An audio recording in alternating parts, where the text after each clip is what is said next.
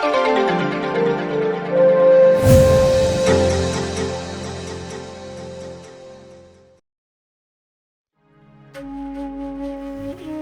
आप लोगों के साथ हो और आपके आत्मा के साथ भी।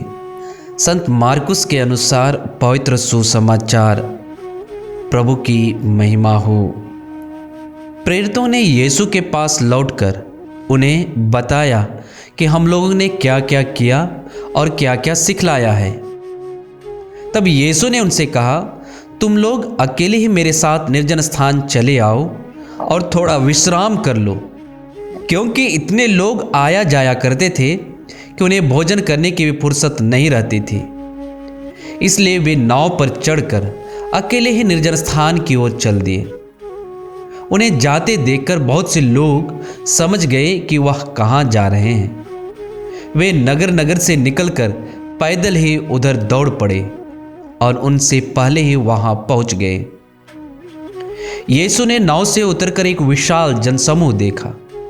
उन्हें उन लोगों पर तरस आया, क्योंकि वे बिना चरवाहे की भेड़ों की तरह थे, और वह उन्हें बहुत सी बातों की शिक्षा देने लगे। यह प्रभु का पवित्र सुसमाचार है। ख्रिस्त की स्तुति हो। पुनर्जीवित प्रभु यीशु ख्रिस्त में प्यारे भाई और बहनों, आज के सुसमाचार में हमने सुना जहां प्रभु यीशु अपने शिष्यों को निर्जन स्थान की ओर यात्रा करवा रहे हैं। क्यों यीशु शिष्यों को निर्जन स्थान की ओर ले जा रहे हैं? प्रभु यीशु शिष्यों को निर्जन स्थान की ओर इसलिए लेके जा रहे हैं क्योंकि शिष्य शारीरिक एवं मानसिक रूप से थक गए हैं, अतः उन्हें विश्राम की जरूरत है। आज का प्रभु का वचन मुझे और आपको भी निर्जन स्थान की ओर लेना चाहता है, क्योंकि यह बात तो सच है कि इस धरती पर सब मानव जाति यात्री लोग हैं। हमें स्वीकारना होगा कि हम सब यात्री हैं। माता कलसिया हमें सिखलाती है कि जो प्रभु यीशु का अनुसरण करता है, जो प्रभु यीशु का सच्चा विश्वासी है, वह इस संसार में मनुष्यों की उपस्थिति के बीच से ईश्वर की उपस्थिति की ओर दिन प्रतिदिन यात्रा कर रहा है। लेकिन आज ऐसा लग रहा है कि हम सब थके हुए हैं। हम सब खोए हुए भेड़ों की तरह हैं। हम अंधकार में रास्ते में भटक गए हैं, परेशानियों में डूबे हुए हैं। परिवार, समाज एवं देश की समस्याओं को लेकर चिंतित हैं। तमाम प्रकार की बीमारियों को देखकर हम घबराए हुए हैं। हमारे आंखों के सामने रोज दिन नए नए सांसारिक बुराइयां पनप रहे हैं, जिससे लेकर हम भयभीत हैं। दुनिया की बुराइयां एवं प्रलोभन हमें तीव्रता से प्रहार कर रहे हैं। इसलिए प्रभु यीशु हम सबों को निर्जन स्थान ले जाना चाहते हैं। हमें विश्राम देना चाहते हैं, हमें शांति देना चाहते हैं, क्योंकि प्रभु का वचन संत मत्ती के सुसमाचार अध्याय 11 वाक्यांश 28 में हम सुनते हैं, जहां प्रभु यीशु कहते हैं, थके मांदे और बोझ से दबे हुए लोगों, मेरे पास आओ, मैं तुम्हें विश्राम दूंगा। आज हम प्रभु के साथ कैसे विश्राम कर सकते हैं?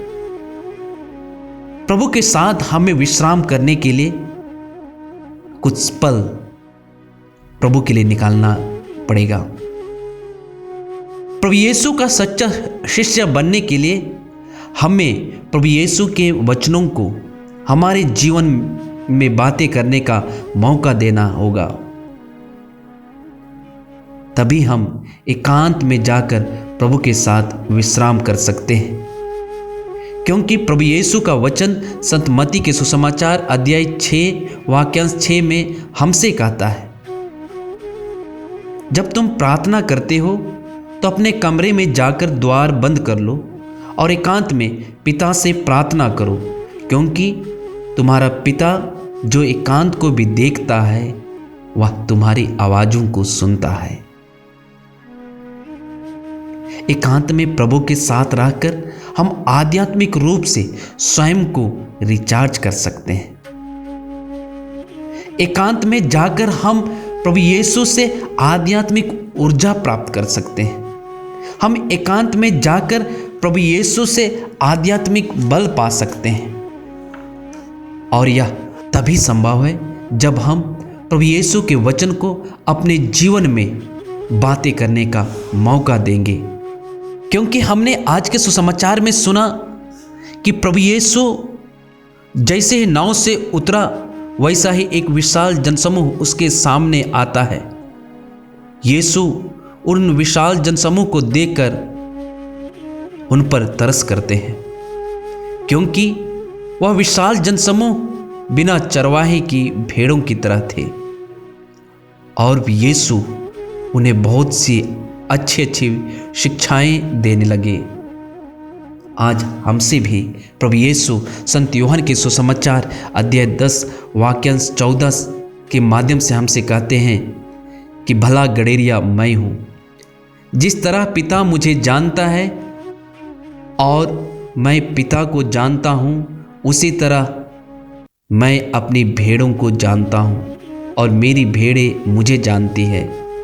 मेरी भेड़ें मेरी आवाज़ को पहचानती है। तो आइए हम प्रार्थना करें कि हम प्रभु यीशु के वचन को सुन सकें। पवित्र आत्मा हमारी अगुवाई करे। आमीन।